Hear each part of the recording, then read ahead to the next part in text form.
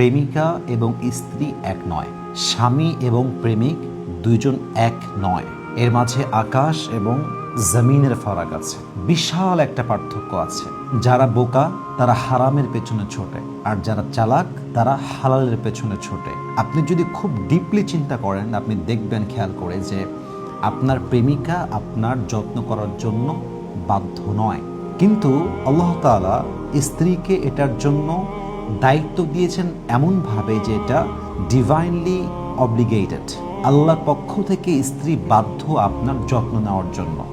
আপনার কখন কি লাগবে, কি প্রয়োজন, কেমনে আপনার যত্ন করতে হবে, কেমন করে আপনাকে রান্না করে খাওয়াতে হবে, এটার জন্য আপনার ওয়াইফ আল্লাহর পক্ষ থেকে দায়িত্বশীল। কিন্তু আপনার গার্লফ্রেন্ড দায়িত্বশীল নয়, সেটার জন্য অ্যাকাউন্টেবল নয়। কিন্তু আপনার ওয়াইফ যদি আপনার দায়িত্বতে অবহেলা করে, যত্নে অবহেলা করে, আপনার স্ত্রী এটার জন্য আল্লাহর কাছে জবাবদিহিতার কাঠগড়ায় তাকে দাঁড়াতে হবে। At the same time the matter is same, আপনার বিএফ বা আপনার প্রেমিক আপনার দায়িত্ব নেওয়ার জন্য বাধ্য নয়, সে আপনার যত্ন করার জন্য বাধ্য নয়। আল্লাহ তাআলা আপনার স্বামীকে আপনার জন্য দায়িত্বশীল বানিয়েছেন। সে যদি আপনার দায়িত্ব না নেয়, যদি সে আপনার টেক কেয়ার না করে, তবে সে আল্লাহর কাছে কিয়ামতের দিনে বিচারের কাঠগড়ায় দাঁড়িয়ে তাকে হিসাব দিতে হবে। It's must. এজন্য প্রথম পার্থক্য আপনাকে বুঝতে হবে যে প্রেমিকা কিংবা প্রেমিক কেউ কারোর দায়িত্ব নেওয়ার জন্য বাধ্য নয়, কেউ কারোর জন্য যত্ন নেওয়ার ক্ষেত্রে তারা কোনো বাধ্য নয়। আর একটা বিষয় বুঝতে হবে যে গার্লফ্রেন্ড বয়ফ্রেন্ড যে রিলেশনশিপটা, আপনার প্রেমিকার সঙ্গে আপনার যে সম্পর্ক আর আপনার প্রেমিকের সঙ্গে আপনার যে সম্পর্ক, এখানে পার্থক্যটা হচ্ছে হাজব্যান্ড আর ওয়াইফের রিলেশনশিপটা হচ্ছে পার্মানেন্ট, আর বয়ফ্রেন্ড গার্লফ্রেন্ডের যে তথাকথিত হারাম রিলেশনশিপ, এটা হচ্ছে টেম্পোরারি। এবং এই সম্পর্ক এতটা ঠুনকো, জাস্ট চায়ের জায়গায় কফি হয়ে গেলে সম্পর্ক ভেঙে যায়, একটা বার্থডেতে উইশ করতে ভুলে গেলে সম্পর্ক ভেঙে যায়, জাস্ট একটু ডান বাম হলেই হারাম সম্পর্ক ভেঙে যায়। কিন্তু হাজব্যান্ড অ্যান্ড ওয়াইফের রিলেশনশিপটা এতটা ঠুনকো নয়, এতটা উইক নয়, ইটস রিয়েলি স্ট্রং রিলেশনশিপ। এটা একটা পারিবারিক বন্ধন, এটা একটা হালাল বন্ধন, এটা চাইলেও সহজে ভেঙে দেওয়া যায় না। অতএব বয়ফ্রেন্ড গার্লফ্রেন্ড হারাম রিলেশনশিপটা হচ্ছে টেম্পোরারি, হাজব্যান্ড অ্যান্ড ওয়াইফের রিলেশনশিপটা হচ্ছে আল্লাহর পক্ষ থেকে একটা সম্পর্ক, এটা হালাল সম্পর্ক, এটা পারিবারিক সম্পর্ক, এটা দায়িত্বের সম্পর্ক, এবং এটা সবচেয়ে গুরুত্বপূর্ণ, এটা একটি পার্মানেন্ট রিলেশনশিপ। পার্থক্য বুঝতে পেরেছেন? হালাল আর হারামের পার্থক্য বুঝতে পেরেছেন? আর একটা বিষয় বুঝবেন যে আপনার প্রেমিকা আপনার বাচ্চার মা হওয়ার যোগ্যতা রাখে না। এটা ভাবছেন কখনো? আপনার প্রেমিকা রিলিজিয়াসলি, অর্থাৎ যদি আপনি ধর্মের দিক থেকে দেখেন, অথবা আপনি যদি সোশ্যালি সামাজিকভাবে দেখেন, আপনার প্রেমিকা মাদারহুড হওয়ার কোনো যোগ্যতা রাখে না, কারণ সে আপনার জন্য বৈধ নয়। আপনি যদি প্রেমিকার মাধ্যমে কোনো বাচ্চা পৃথিবীতে নিয়ে আসেন, আল্লাহ যদি দেয়, তবে এটা হারাম হবে, এটা বৈধ হবে না। ইসলামের পার্সপেক্টিভ থেকে সামাজিকভাবে আপনার প্রেমিকা কিন্তু আপনার বাচ্চার মা কখনো বৈধভাবে হতে পারবে না। কিন্তু একজন ওয়াইফ, সে চাইলে আপনার বাচ্চার মা হতে পারবে না? পারবে, কারণ আল্লাহ তাআলা এটাকে হালাল করেছেন। এটা হচ্ছে আপনার বংশের ধারা, এটা হচ্ছে আপনার বংশের সিলসিলা। কিন্তু হারামে কিন্তু এইটা অ্যালাউ না, ইভেন এটা সামাজিকভাবেও বৈধ নয়।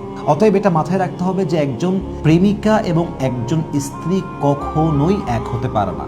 আর একটা জিনিস বলছেন, হারাম রিলেশনশিপে কোনো শ্বশুর বাড়ি থাকে না, কিন্তু হালাল রিলেশনশিপে শ্বশুর বাড়ি আছে না নাই, শাশুড়ি আছে না নাই, একটা ভিন্ন পরিবার আছে। আর একটা ইন্টারেস্টিং বিষয় দেখেন, প্রেমিকার সঙ্গে আপনাদের সম্পর্ক ইজ রিস্কি রিলেশনশিপ, এটা খুবই ঝুঁকিপূর্ণ। কোথাও মিট করতে গেছেন, ভয়ে কাঁপতেছেন, কোনো হোটেলে যাবেন, আপনি ভয়ে কাঁপতেছেন, আপনি কোথাও কি 2 মিনিট বসে বসে কথা বলবেন, হায় হায় হায়, বাপ দেখে ফেলতে পারে, মা দেখে ফেলতে পারে, বন্ধু দেখে ফেলতে পারে, অমুকে দেখে ফেলতে পারে, একটা ভয় আছে। কিন্তু হালাল সম্পর্ক হচ্ছে একদম সেফ। আপনি আপনার বউকে বিয়ে করবেন, আপনি পার্কে গিয়ে ঘোরেন, আপনার বউ কিনে আপনি 5 স্টার হোটেলে গিয়ে স্টে করেন, আপনার বউকে নিয়ে আপনি নদীর ধারে ঘুরে বেড়ান, আপনার বউ কিনে আপনি রিক্সায় ঘোরেন, একটা বাসায় ভাড়া নিয়ে থাকেন, নট আ বিগ ডিল, কারণ আপনার রিলেশনশিপটা হালাল। আপনার বাপ জানে, আপনার মা জানে, আপনার ফ্রেন্ড সার্কেল জানে, সোসাইটি জানে, আপনার আশেপাশের সবাই জানে যে আপনারা দুইজন হাজব্যান্ড ওয়াইফ, সেফ রিলেশনশিপ, মনের মধ্যে চাপ নাই।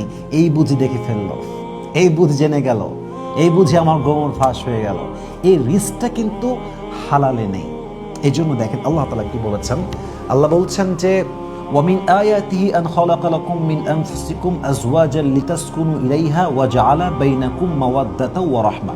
আল্লাহ বলছেন আমি এই স্বামী স্ত্রীর সম্পর্ককে তৈরি করেছি তিনটা উদ্দেশ্যে। বলেন তো কয়টা উদ্দেশ্যে? তিনটা। এই তিনটা উদ্দেশ্য পেলেই এই রিলেশনশিপের মিনিং আছে, otherwise there is no meaning of this relationship. দেখেন তো মেলে কিনা আপনাদের সাথে। এক নাম্বার হচ্ছে ভালোবাসা। এক নাম্বার কি? তার আগে আল্লাহ বলেছেন আজওয়াজা লিতাসকুনু ইলাইহা। যদি আমি কোরআনের সিরিয়াল অনুযায়ী বলতে যাই, এক নাম্বার হচ্ছে শান্তি, মনের শান্তি, ব্রেইনের শান্তি। আপনি আপনার ওয়াইফকে দেখে মনের শান্তি খুঁজে পান কিনা? আপনি আপনার হাজবেন্ডকে দেখে মনের শান্তি খুঁজে পান কিনা? যদি পৃথিবীর সব জায়গায় ভালো লাগে আর বইয়ের কাছে আসলে খারাপ লাগে, যদি পৃথিবীর সব জায়গায় ভালো লাগে, সবাইকে ভালো লাগে, স্বামীকে দেখলে যন্ত্রণা বেড়ে যায়, এটা কোনো স্বামী স্ত্রীর সম্পর্ক নয়। এখানে প্রথম উদ্দেশ্যই গায়েব হয়ে গিয়েছে। উদ্দেশ্য ছিল মনের শান্তি। কিসের শান্তি? মনের শান্তি নাই। এই শান্তি নাই মানে আপনার বিয়ের মূল উদ্দেশ্য গায়েব হয়ে গিয়েছে, এটা নাই, ডিসঅ্যাপিয়ার হয়ে গিয়েছে। অতএব প্রথম উদ্দেশ্য হচ্ছে মনের শান্তি। দুই নম্বর উদ্দেশ্য হচ্ছে ভালোবাসা, সম্মান, আন্তরিকতা, হার্ট কানেক্টেড রিলেশনশিপ। আপনি আজকে বয়স 25, আপনার বয়স যখন 60 হবে, আপনার পাশে কিন্তু আব্বা আম্মা থাকবে না, তারা মারা যাবে। ন্যাচারাল যে প্রসেসটা আছে পৃথিবীর, সেটা বলতেছি। সন্তান বিয়ে করে আলাদা হয়ে যাবে, একজন স্বামীর পাশে কে থাকবে? বউ থাকবে, ওয়াইফ থাকবে। মাওয়াদ্দা, ভালোবাসার সম্পর্ক আজকেই শেষ না, দুনিয়াতেই শেষ না, এটা জান্নাতেও আছে না নাই? ভালোবাসার সম্পর্ক, উদ্দেশ্য ভালোবাসা তৈরি করা। 3 নাম্বার ওয়ারাহমা, একে অপরের প্রতি দয়া হওয়া, মায়া হওয়া। এই দয়া এবং এই মায়া দিয়ে পুরো পৃথিবী টিকে আছে। আজকে দয়া আছে বলেই মানবতা বেঁচে আছে। দয়া না থাকলে কি মানবতা থাকবে? থাকবে না। দয়া হচ্ছে এই বিয়ের একটা বড় উদ্দেশ্য। দয়া, মায়া, মার্সি, ব্লেসিং, বাউন্টিস। অতএব এই তিনটা হচ্ছে আপনার আসল উদ্দেশ্য। আচ্ছা বলেন তো, হারাম সম্পর্কে রিস্ক আছে না নাই? ধরা খাওয়ার আশঙ্কা আছে না নাই? সামাজিকভাবে লাঞ্ছিত হওয়ার আশঙ্কা আছে না নাই? এখানে হচ্ছে রিস্ক আছে। আর যেখানে রিস্ক আছে ওখানে কি মানুষ মনে শান্তি খুঁজে পায়? আল্লাহ বলছে রিস্কে যেও না, তোমরা সহজ জায়গায় আসো, তোমরা সেফ প্লেসে আসো। আজকে আপনি বিয়ে করেছেন, হোটেলে থাকবেন আপনার ওয়াইফকে নিয়ে গিয়ে, আপনার কোনো ভয় নাই। কেউ আসছে, আপনার কি সত্যি husband wife? Yes, we husband wife. কি প্রমাণ লাগবে আপনার? বাপকে কল দিবেন, দেন মাকে কল দিবেন, then, not a big deal, they know about it, no tension, কোনো সমস্যা নাই। আপনি বাসায় আসছেন, আপনার গার্লফ্রেন্ড তার নিজের বাসায়, আপনি আপনার বাসায়। আপনি বাসায় এসে এক একা শুয়ে আছেন, আপনাকে খাওয়াই দিবে আপনার কেউ নাই, মশে টাঙাই দিবে কেউ নাই, আপনার কাপড় ধুয়ে দিবে কেউ নাই, একটু চা করে খাওয়াবে কেউ নাই। ভালোবাসা নাই লাইফে। আর যেটা আছে ওটা ওই জায়গায় আছে যেখানে রিচ করা যাচ্ছে না। রিচ করা কেন যাচ্ছে? কারণ এটা হালাল না। আর একটা বিষয় খেয়াল করেন, স্বামী স্ত্রীর সম্পর্ক হচ্ছে এমন সম্পর্ক যেখানে যত আঘাত লাগুক, মারামারি হোক, দিন শেষে আবার মিলে যায়। সকালে এমন মারামারি হয় যে রাতে মনে হয় আর কোনোদিন কথাই হবে না, রাতে গিয়ে আবার দুইজন একসঙ্গে মিলে যায়। কিন্তু হারামের ক্ষেত্রে সমস্যাটা কোথায়? মারামারি হয়ে গেল, কাটাকাটি হয়ে গেল, তার বাসায় থেকে গেল, তার বাসায় সে থেকে গেল, কোনোদিন দেখা হবে কি হবে না শিওর না, শেষ এখানে সম্পর্কটা। তার মানে হালালের মাঝে মনের শান্তি আছে, সুখ আছে, হালালের মাঝে একে অপরের প্রতি দায়িত্ব আছে, ভালোবাসা আছে, আছে না নাই? আবার হালালের মধ্যেই কি আছে? দয়া আছে, মায়া আছে, আন্তরিকতা আছে, এবং আল্লাহর পক্ষ থেকে একটা হালালে বরকত আছে না নাই?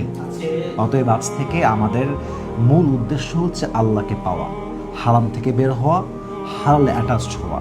আমি দোয়া করি আল্লাহ সবাইকে যেন হালালভাবে চলার তৌফিক দান করে। আমরা সবাই পড়ছি আমিন।